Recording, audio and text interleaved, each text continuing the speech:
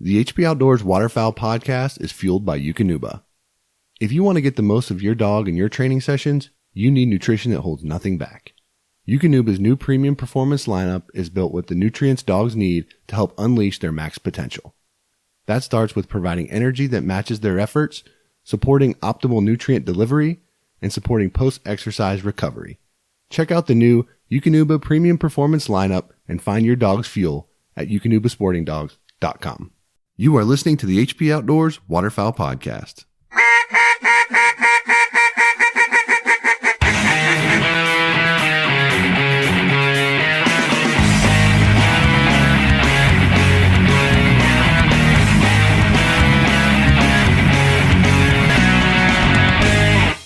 SoundGear is offering a 35% discount to the HP Outdoors listeners for their instant fit industrial and shooter products. You can head over to soundgearhearing.com and use the promo code HPO35 to claim your discount today. Lifetime Decoy's new Flex Float Mallard decoys set the new standard for quality and durability in waterfowl decoys. An EVA foam, open bottom construction combined with patent-pended dual flow swim keel system allows for more movement and less wind, the ability to sit flat on ice and dirt, and virtually indestructible design which can be shot or otherwise punctured and still float. Each decoy weighs only 11 ounces with the self-righting keel weights removed or 19 ounces with the weights installed. Check them out today at lifetimedecoys.com. Original design, select grade components, superior sound, and unparalleled service. 737 takes exceptional pride in producing the finest quality, best built premium calls in the market today.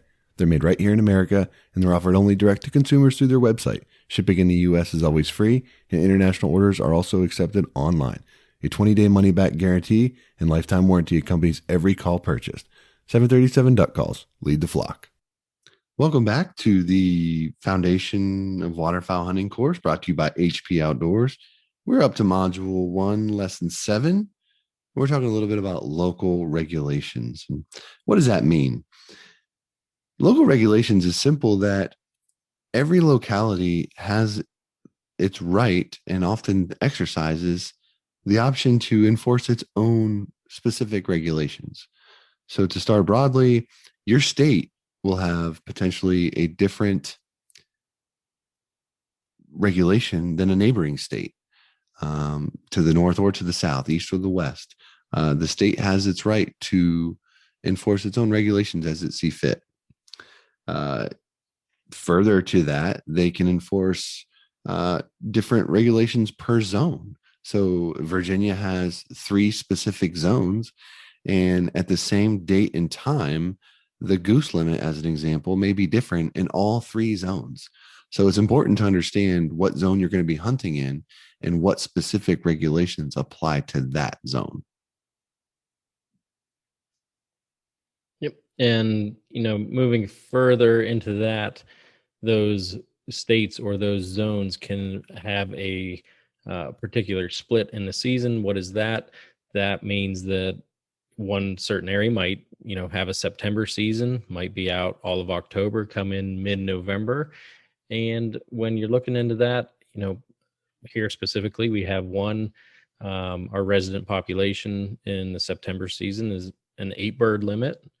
And when it goes into the later season, you're down to a 5-bird limit. So when you're looking at those splits, make sure that 1, the date is correct that you're hunting and you're not hunting out of season. And 2, make sure that your limit, that you are not going over that as you're out harvesting birds. Also, regulations specific to the area you are hunting, most common on public land. And this can be anywhere from blind laws, which regulate you can't be within 500 feet of an existing blind. I know, Josh, you come across that quite often down on different river systems, but depending where you're at, you could have a variety of regulations that come into play when you're out on public land. So make sure that you're looking into your specific area and make sure you're abiding by the laws.